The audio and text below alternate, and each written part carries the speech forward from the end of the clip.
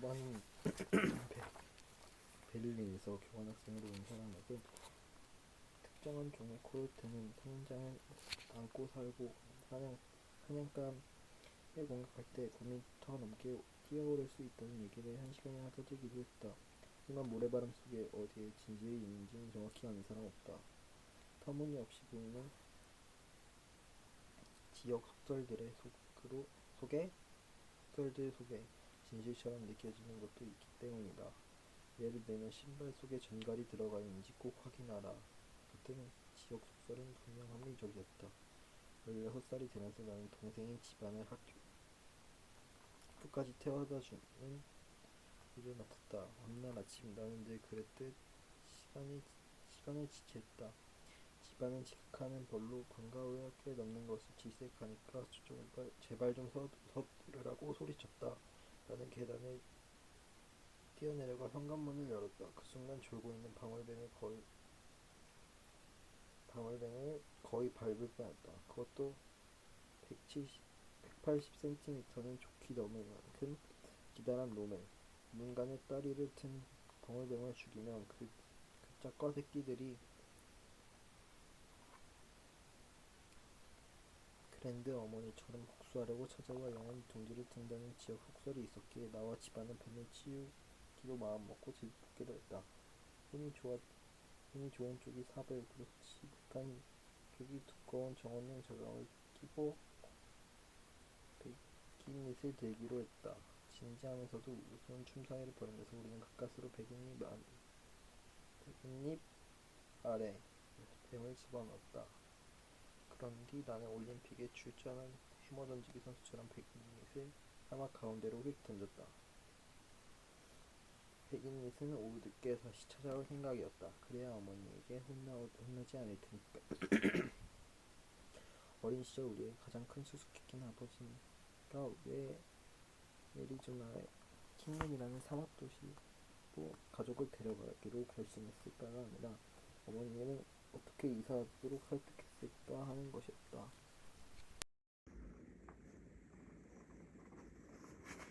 아버지와 어머니는 인도 남부에서 뉴욕으로 그야말로 세계를 가로지르는 사랑의 도주를 했다.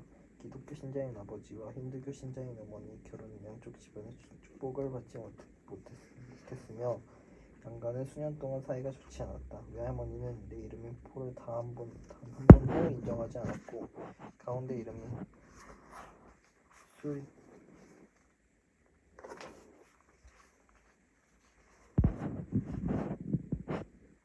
수디르로 나를 불렀다.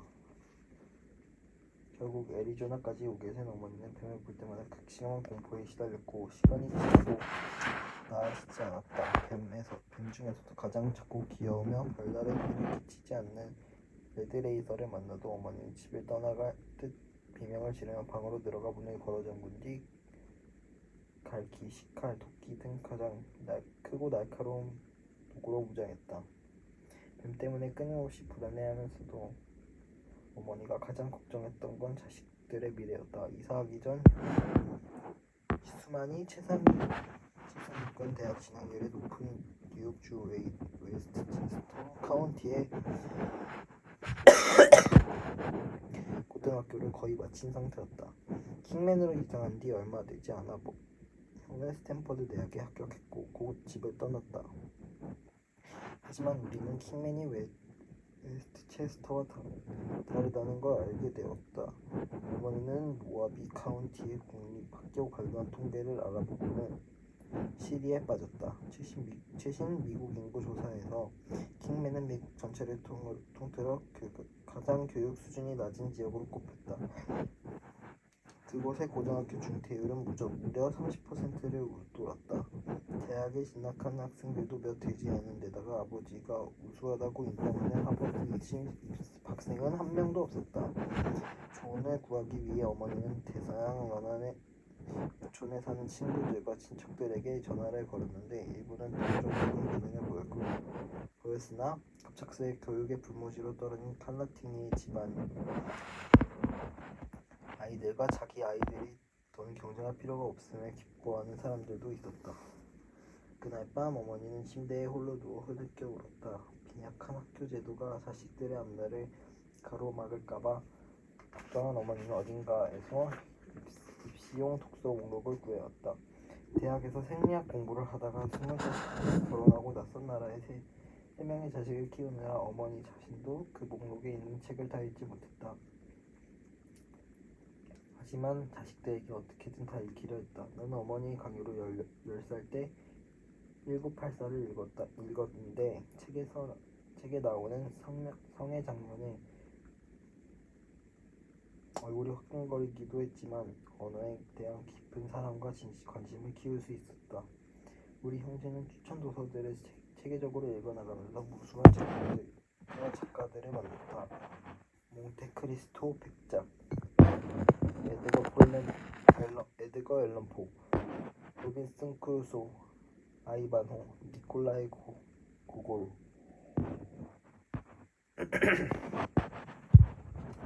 모이칸 조개체, 찰스 디킨스, 마크 트윈, 제인 오스틴, 그리고 12살이 되면서 미국에 직접 책을 골라 읽기 시작했고 형이 대학에서 읽었다며 군주론, 돈키호테, 캉디드, 아서왕의 죽음, 베어울프, 향이 데이비드 소로, 장폴 사르트르, 알베르 카미의 작품을 보내주었다. 그중 몇몇 작품이 나에게 큰 영향을 미쳤다. 멋진 신세계를 읽으면서 나는 도덕적 철학의 기초를 쌓았고 책을 대학 입학 논술 주제로 삼아 삶에서 가장 중요한 것은 행복이 아니라는 주장을 접했다. 햄릿은 내게 사춘기에 닥칠 때마다 큰 힘이 되어주었다. 수줍어하는 연인이 내게 비롯된 낭만 시들에 나와 친구들이 고등학교 시절 이런저런 즐겁고 자잘한 사고를 치는 계기가 되기도 했다.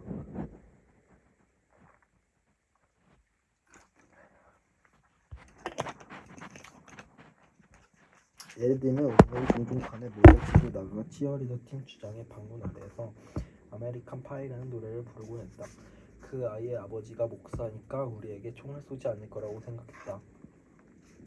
한 번은 또 밤늦게 엉뚱한 장난을 치고 새벽에 집에 들어가다가 어머니에게 걸리고 말았다. 어머니는 10대들이 손대는 마약의 이름이 하나도 빠짐없이 열거하며 집요하게 추궁했지만 정작 내가 그때까지 경험했던 가장 독한 마약은 자신이 지난주에 건네준 낭만 시집이라는 걸 전혀 몰랐다. 책을 잘 다듬어진 렌즈처럼 세계를 새로운 시각으로 보여주는 가장 가까운 친구였다.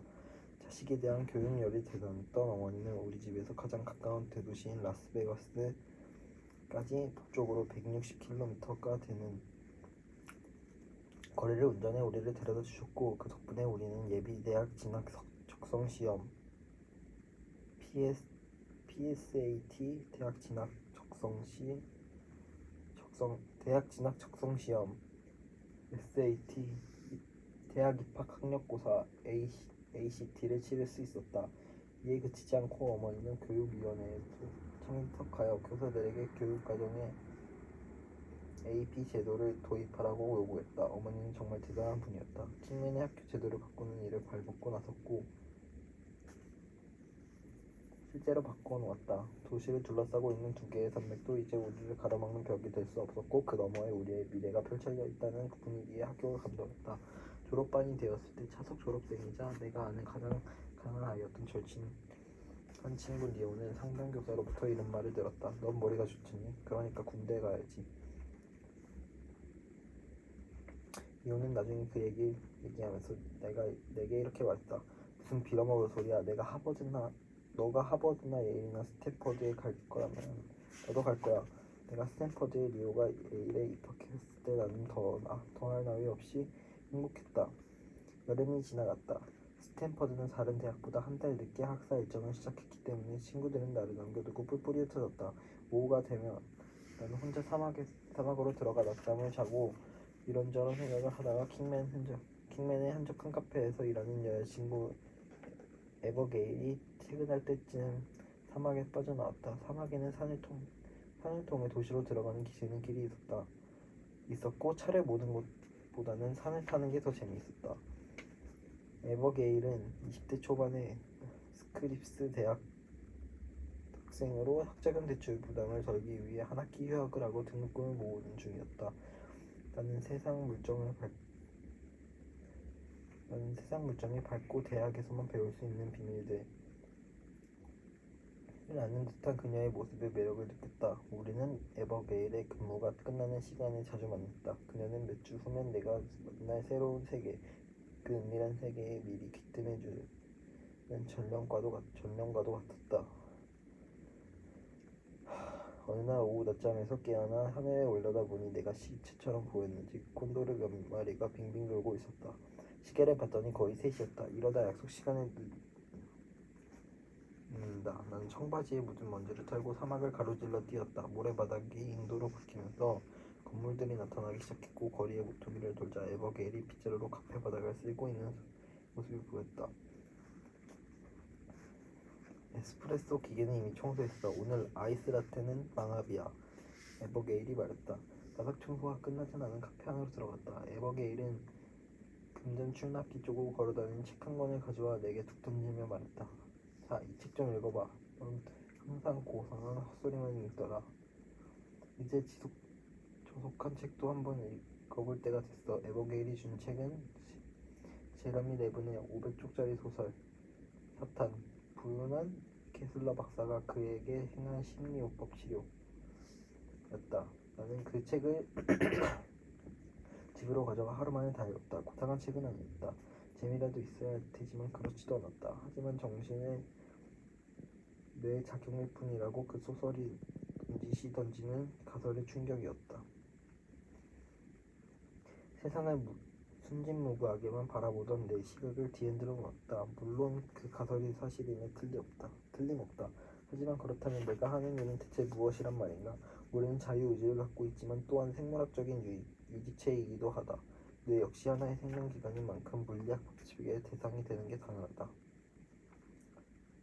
문학은 인간의 의미를 다채로운 이야기로 전하며 뇌는 그것을 가능케 해주는 기관이다. 내겐 그런 사실이 마법처럼 느껴졌다. 그날 밤 내 방에서 나는 10번을 넘게 읽어본 붉은색의 스탠퍼드 강의 안내 책자를 펴고 형광펜을 집어들었다. 그리고 이미 표시해준 문학 수업들 외에 생물학과 신경학과 강의도 찾아보았다.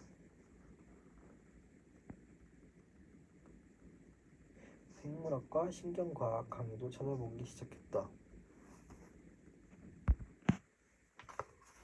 몇 년 뒤 나는 여전히 장래의 직업에 대한 별 생각이 없었지만 영문학과 인간생물학 학위 과정을 거의 마쳐가고 있었다. 진지하게 말하자면 나는 무언가를 성취하기보다는 이해하려고 노력하는 일에 더 끌리는 편이었다. 무엇이 인간의 삶을 의미있게 하느냐가 뇌 규칙을 가장 명쾌하게 제시하는 것은 신경과학이지만 우리의 정신적인 삶에 가장 잘 설명해주는 것은 문학이라는 내 생각은 변함이 없었다. 삶의 의미를 온전히 다 알 수는 없겠지만 인간관계나 도덕적 가치를 떨어뜨려 생각할 수도 없을 것 같았다. 인생의 무의미와 고독 그리고 인간의 상호 유대감에 대한 절박한 추구를 이야기하는 T.S. 엘리엇의 시 황무지는 내게 깊은 울림을 주었다. 그러다 보니 어느새 엘리엇의 은유가 내 말투에도 스며들게 되었다. 다른 작가들에게도 공감이 되는 부분이었다. 블라디미르 나보코프는 우리 자신이 고통받을 때 다른 사람의 명백한 고통이 얼마나 무감각해지는가에 주목했다. 조지프 콘드레는 잘못된 의사소통이 사람들의 삶에 얼마나 큰 영향을 줄 수 있는지 특유의 명쾌한 감각을 통해 보여주었다. 그는 문학이 다른 사람의 경험을 비춰줄 뿐만이 아니라 도덕적 반성에 도움이 되는 소재를 가장 풍부하게 제공한다고 믿었다. 분석 철학의 형식 윤리학에 살짝 발을 담가본 적이 있는데 그것은 지독히도 무의건조했고 실제 인간의 삶에 혼란스러움과 무게감을 완전히 미치고 있다. 대학 시절 내내 인간의 의미를 찾으려는 금욕적이고 학구적인 내 연구는 그 의미를 만들어내는 인간관계를 쌓고 강화해 나가려는 충동과 갈등을 일으키곤 했다. 반성하지 않는 삶에 살 가치가 없다면 제대로 살지 않은 삶은 뒤돌아볼 가치가 있는가? 2학년 여름에 나는 2개의 일자리에 지원했다. 하나는 애틀랜타 여키스 영장류 연구센터의 인턴이었고 다른 하나는 시에라 캠프의 수습 요리사였다. 자연 그대로의 풍광을 고이 간직한 폴리프 호수 연안에 있는 시에라 캠프는 스탠포드 동문들의 가족 휴양지로 인근의 엘도라도 구규림의 디설레이션 자연보호구역이 있어 특유의 황량한 풍경도 감상할 수 있다. 캠프를 홍보하는 안내 책자는 인생 최고의 여름을 보낼 수 있다고 약속했다. 캠프로부터 채용 합격 소식을 듣자 나는 놀라우면서도 우쭐한 기분이 들었다. 하지만 짧은 울동이 꼬리에 기초적인 형태의 문화를 가지고 있다는 사실을 얼마 전에 배웠기 때문에 여키스에 가서 의미 자체의 자연적 기원을 보고 싶은 마음도 있었다. 다시 말해 나는 의미를 연구할 것인가 아니면 경험을 할 것인가 기로에 서 있었다. 최대한 결정을 미루다 결국 캠프에 가기로 마음먹고 내 결정을 알리기 위해 생물학 지도 교수의 연구실로 찾아갔다. 연구실에 들어서자 나는 늘 그랬던 것처럼 책상에 앉아 학술지를 읽고 있었다. 작은 눈에 조용하고 온화한 성격인 그가 내 계획을 듣고 완전히 딴 사람이 되었다. 눈을 번쩍 뜨고 얼굴을 붉히면서 침을 마구 튀기면서 말했다. 뭐? 과학자랑 요리사 사이에 고민한 건가? 집내 학기가 끝나고 나는 꼬불꼬불한 산길을 따라 캠프로 향했다. 인생에서 잘못된 선택을 한 것은 아닐까 여전히 걱정이 되긴 했지만 그런 의심을 얼마 가지 않고 사라졌다.